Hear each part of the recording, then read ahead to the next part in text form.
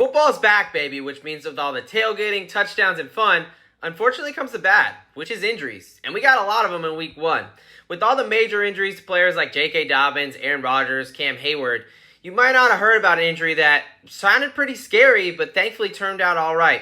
Talking about Texans safety, second-year player Jalen Pitre. And as we see on this play, he's coming in for a blitz, and as he goes to go hit quarterback Lamar Jackson, Jackson's knee comes up and kind of hits him directly in the chest. And then you see him kind of off on the sidelines, hobbled over.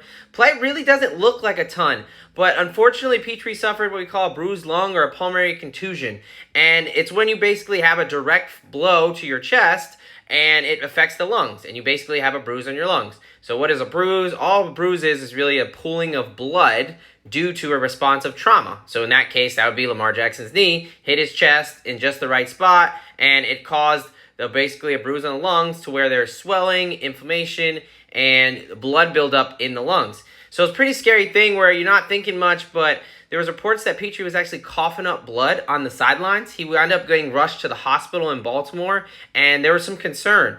Thankfully, he was feeling okay, where he only needed to stay one night, and it was really just precautionary, just to make sure nothing really is going on, which is expected, honestly, because with bruised lung, it's not life-threatening by itself, typically, but it can lead to life-threatening complications, or it could lead to something like respiratory failure where you're not getting enough oxygen to the body, which is the main function of the lungs, and obviously that's more problems down the line.